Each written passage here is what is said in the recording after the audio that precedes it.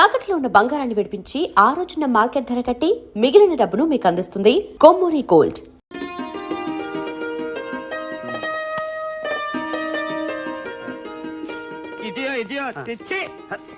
ఎక్కడికి వెళ్ళినా సైనికులే కనిపిస్తుంటారు కానీ నా మదనిక కనిపించనే లేదు. ఇక నీకు యువరానే కనిపిస్తుంది. మనం ఇంత కట్టపడి యాసలు వేసుకొని రావడం అంతా దండగా దండగా దండగా పోదో వెళ్ళిపోదామా. వందనాలు. మహారాజా వారు తమకు పలహారాలు తినుబండారాలు పంపించారు. మన మదనికో ఇప్పుడు కనిపించావా? మగలు నేను నీ ఆయన ఎవరో చూడు. మదనిక, నేను పద్మావతిని కలుసుకోవాలి. అయితే ఇప్పుడే చెప్పొస్తాను. నేను వచ్చినట్టు చెప్పకుండా వినోదం చేయమంటారా? అంతేగా మరి. మదనకో ఈ విషయం ఆమెకు చెప్పేసి నువ్వు తొందరగా ఇక్కడికి వచ్చేసాయి. మనం ఇక్కడ వినోదం చేసుకుందాం. ఏం బుగ్గలో మల్ల మొగ్గలు. యువరాణి యువరాణి యువరాణి యువరాణి యువరాణి యువరాణి ఏమిటి ఏమిటా కాగ్గోలా? ఏమైంది? ఏం లేదమ్మా, తమరిని చూడటానికి చంద్రప్రభ యువరాజులు వస్తున్నారు. ఇక్కడికా? మీరే స్వాగతం చెప్పి మంగళహారతులు ఇస్తూ తీసుకొస్తున్నారా? పండవతలకి. మేం కాదమ్మా, మహారాజా వారే పంపించారు. వారనుమతితోనే వస్తున్నారు. ఓహో సరే, ఆహ్వానించండి. ఈ రూపం వాలకం చూసి మోహించి వివాహం చేసుకుంటారు. శుభమస్తు దేవి, కళ్యాణమస్తు. కార్తికేయ యువరాణిమణి పద్మావతి దేవి గారికి అభినందన చందన తాంబూలాలు అందించుకుంటున్నా చంద్రప్రభా యువరాజు. మౌనమా? మౌనం అర్ధాంగీకారం, కాబోయే అర్ధాంగి కదా. ఓ, చంద్రప్రభ యువరాజా వారు చమత్కార ప్రియులే. సంతోషం. కాని యువరాణి మందిరంలోకి ఆమె అనుమతి లేకుండా ప్రవేశించడం ఔచిత్యం కాదని తెలియకపోవడం కాడు విచారం. తమ హృదయ మందిరంలోనే ప్రవేశించిన వాడికి ఈ మందిర ప్రవేశానికి అనుమత? యువరాజా వారు భ్రమలో పరిభ్రమిస్తున్నారే పాపం. భ్రమ కాదు యువరాణి, తమ హృదయం మీద చెయ్యి వేసుకుని తిలకించండి. లోపల మా రూపం ఎంత భద్రంగా దాగుందో తెలుస్తుంది. చాలు, ఇక దయచేయండి. ఈ పెళ్లి చూపులు కుదరదు, ఈ వివాహము జరగదు. యువరాణి, మీరన్నది బాగున్నది, నేననేది బహు బాగున్నదని మీ చేత అనిపించమంటారా రాకుమారి?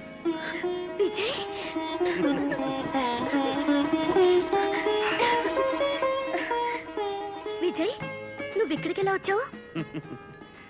దేవి వారి దర్శనానికి పలు మార్గాలు పలు అవతారాలు తప్పవు కదా. ఇప్పుడు మనం చంద్రప్రభ రాకుమారులం, పెళ్లి కుమారులం. ఎవరైనా చూసినా కనిపెట్టినా అందరూ నన్ను చూశారు, నాతో మాట్లాడారు. నీతో మాట్లాడతానంటే రాజమార్గం చూపించారు. ఇంత సాహసం చేస్తే ఈ కోటలో ఎంత ప్రమాదమో నువ్వు గుర్తించడం లేదు. రా, ఇటు వెళదాం. ప్రణయ పరిమళాలు వెదజల్లే పూలతోటుండగా, శృంగార కిరణాలు ప్రసరించే చల్లని వెన్నెలుండగా, నీకోసం ఆరాటపడి వచ్చిన ఆ రాకుమారులుండగా ఆ వినోదం అనుభవించవా పద్మావతీదేవి? సోదర్ సోదర్ సోదర్ దక్షిణ్. ఏం సోదరు సార్? చంద్రప్రభారాజులు అని మన పేర్లు పెట్టుకు వచ్చారే. అవును, వచ్చారు. మనల్ని దొంగల కింద కట్టారే. అవును, వాళ్లే దొంగలు. వాళ్ళవి నిజగడ్డాలు కావు తెలుసా? అనగా అతికించిన గడ్డాలు. నిజం. నిజమా? మన గడ్డాలేవన్నంత నిజం. అయితే వెంటనే ఈ సంగతి మహారాజుల వారికి చెప్పాలి. చెప్పాలి. పద సోదరు సార్, పద. ఇటు. ఎక్కడికో రెండో రెండో అనుమతి లేని లోనకి వెళ్ళకూడదు, లోనకి వెళ్ళంది అనుమతి దొరకదు. ఇదేం తికమక వ్యవహారం అయ్యా? ఇది రాజ్యం ఆచారమా? రెండో. అవును, ఇంతకు మీకేం కావాలా? మమ్మల్ని దొంగలన్న వాళ్లే దొంగలని మహారాజు గారికి చెప్పాలి. నీ మొఖాలే దొంగ మొఖలాగా ఉన్నాయా? అలా ఎందుకుంటాం నాయనా, మేము వివాహ పుత్రులం. అనగా పెళ్లి కొడుకులం. అలాగే ఇంకో ఇద్దరు గడ్డాలు పెట్టుకుని వచ్చి మహారాజు గారిని మోసం చేస్తున్నారు. వాళ్ళ పెట్టుడు గడ్డాలని మీకెట్ట తెలుసు? కొరగటానికి వెళ్ళారా? జాగ్రత్త మాట్లాడు. ఇంతకీ మేమెవరో తెలుసా? వాళ్ళ గడ్డాలు గడ్డాలు కావాలి, పెట్టుడు గడ్డాలని మీకెట్ట తెలుసు? సోపడా. ముందు చూస్తే గడ్డ ఉంది, తర్వాత చూస్తే లేదు, మళ్ళీ చూస్తే ఉంది. మీ కళ్ళకేమన్నా జబ్బేమో? అది మా తండ్రికి. అది అంటరోగం కాదు, మాకు రాదు. సరే, వాళ్ళ పెట్టుడు గడ్డాలని ముందు నాకు చూపించండా, నేను నమ్మకే రాజుగారికి చెప్పాలా? ఇది రాజ్యం ఆచారం. అవును, రుజువు చేయలేకపోతే శిక్ష అంటే తెలుసా? ఏంటి? సోదరు అయినా భయం లేదు, రుజువు చేద్దాం.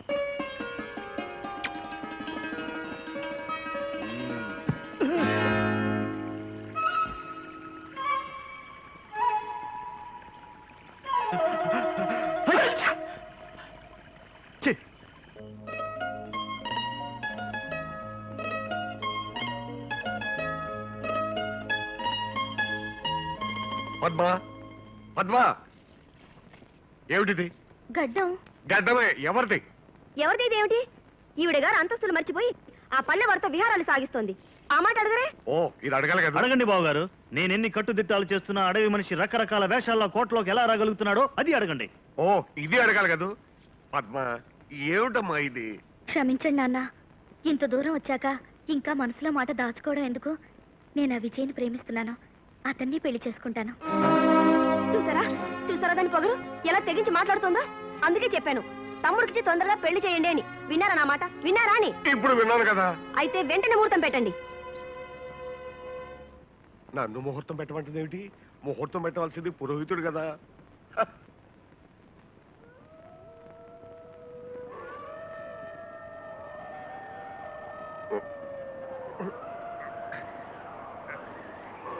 మహారాజా, ఏమిటి ఏమిటి అరుపులు? నక్కలు కూస్తున్నట్టున్నాయి. కోట దగ్గరకు వచ్చి నక్కలు కూయడం ఏమిటి? ఇదేదో అపశకునంలా ఉంది. నాకేదో భయంగా ఉంది.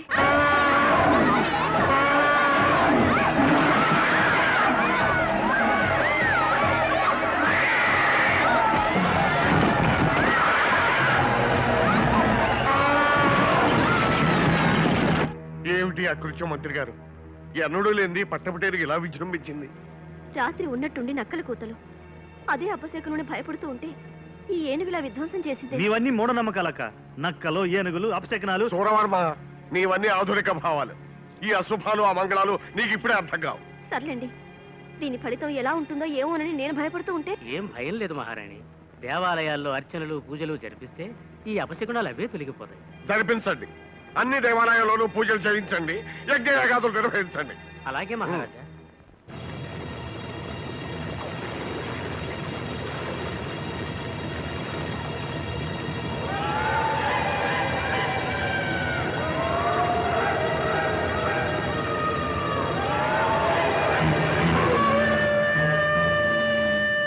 ఓం హ్రీం భైరవద్వీపపాలిని. ఓం హ్రీం భైరవద్వీపపాలిని.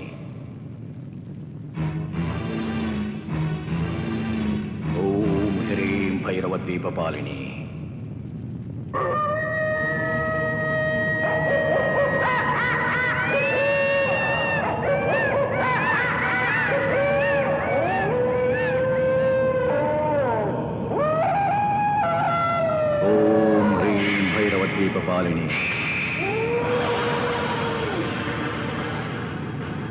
ఓం హ్రీం భైరవద్వీపపాలిని. ఓం హ్రీం భైరవద్వీపపాలిని. ఓం హ్రీం భైరవద్వీపపాలిని. ఓం హ్రీం భైరవద్వీపపాలిని. ఓం హ్రీం భైరవద్వీపపాలిని. ఓం ఈం భైరవ క్షేత్రపాలిని. ఓం గరట.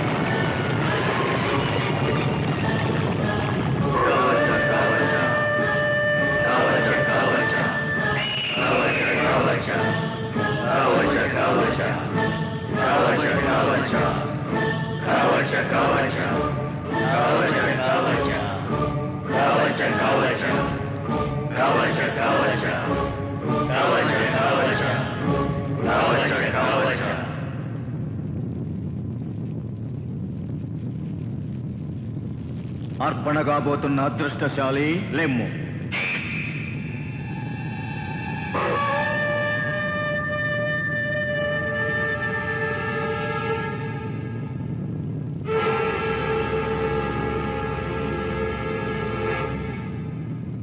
సుమనస్కురాలవై మహామాతను సేవించవలే. రమ్.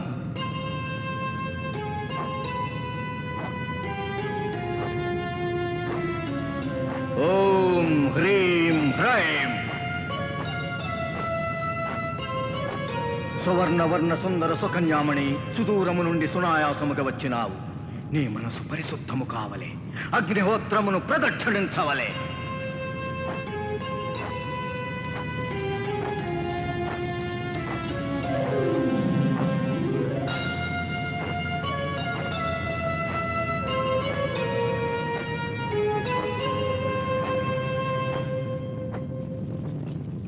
రాకుమారి, నిశ్చల మనముతో నిర్నిమేషలోచనవై నిఖిలేశ్వరిని వీక్షించవలే. భక్తితో భస్మార్చన చేయవలే.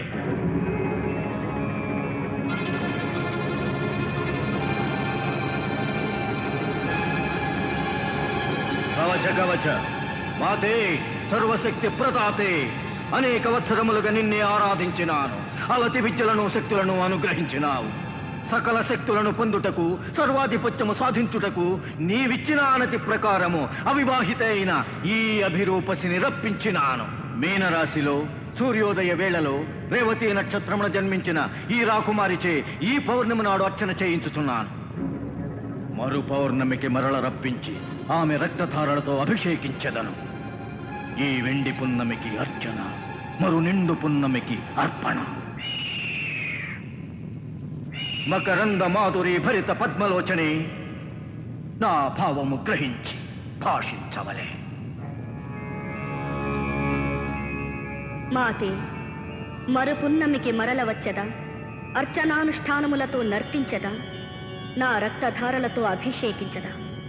కవచ కవచ, చంద్రకాంతులు తగ్గక ముందే నీవు నీ ఊరు చేరవలే. మరు పున్నమికి వచ్చుటకు సిద్ధమగనుండవలే.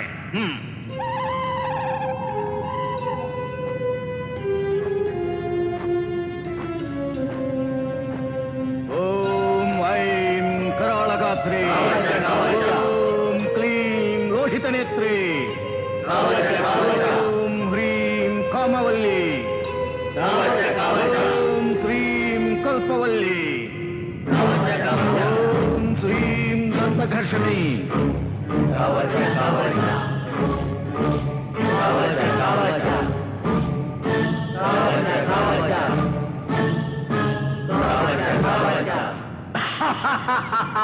సకల క్షుద్రగ్రహ రాక్షసగణ భూత పిశాచ వ్యాఘ్ర శరభ భల్లూక భైరవ మకరాది దుష్టమృగ పరివేక్షితే మహామాతే, ఏక సర్వలోకములు నా అధీనము. పంచభూతములు చరాచర ప్రాణులు నా ఆజ్ఞనే శిరసావహించవలే. నేనే శ్రేష్ఠను, నిఖిలలోక శ్రేష్ఠను.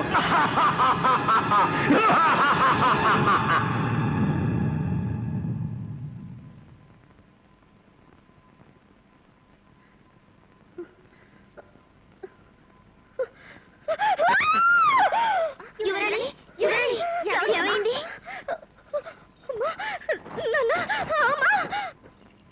పద్మా, అమ్మా, ఏమిటి తల్లి, ఏమైంది? చెప్పమ్మా. చెప్పమ్మా. రాత్రి రాత్రి నన్ను ఎవరో ఎక్కడికో తీసుకెళ్లారమ్మా. ఏమిటి? నిన్ను ఎవరో ఎక్కడికో తీసుకెళ్ళారా? రాత్రి అంతఃపురం నుంచా? ఏదో పీడకలమ్మా, నిజం కాదు. అది అది నిజం లాంటి కళ, కళ లాంటి నిజం. అసలు ఏం జరిగిందో చెప్పమ్మా, చెప్పమ్మా. ఒక భయంకర ఆకారం, అదేదో లోకం. ఆ లోకంలో అక్కడ మంటలు మంటలు. నేను నేను సరిగ్గా చెప్పలేకపోతున్నాను, నాకు గుర్తు రావడం లేదు. అదేదో పెద్ద విగ్రహం, భయంకరంగా భయంకరంగా. అమ్మా పద్మ పద్మ పద్మ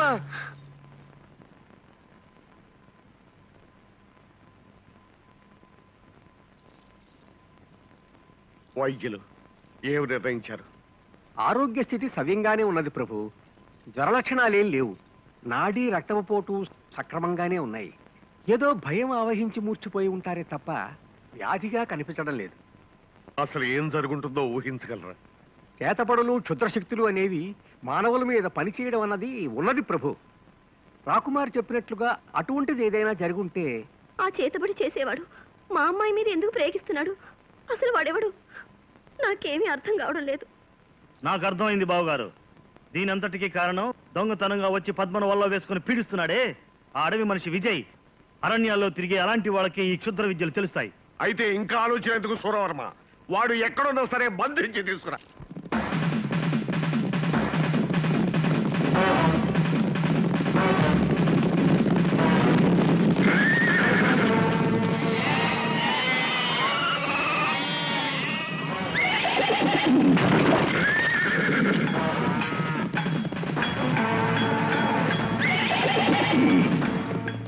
రే ముసలాడా, ఎక్కడ ఎక్కడ్రా మాయగాడు విజయ్? మా వాడితో నీకేం పని? మీ వాడా? అయితే చెప్పు, ఎక్కడ్రా వాడు? ఆడే లేడు, నాకు తెలదు. తెలీదు?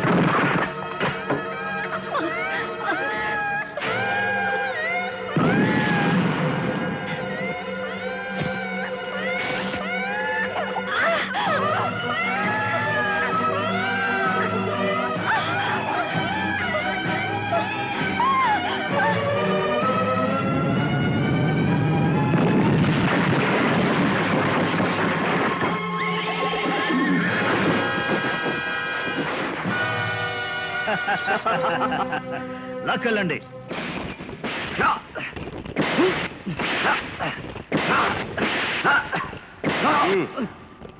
ఇప్పటికైనా చెప్పరా, నువ్వు మా రాకుమారి మీద ఏం కుట్ర పన్నుతున్నావు? నేను మళ్ళీ చెప్తున్నాను, నాకేమీ అర్థం కావడం లేదు. అర్థం కాదురా, నువ్వు నిజం చెప్పే వరకు నీకు ఈ కొడ దెబ్బలు తప్పవు.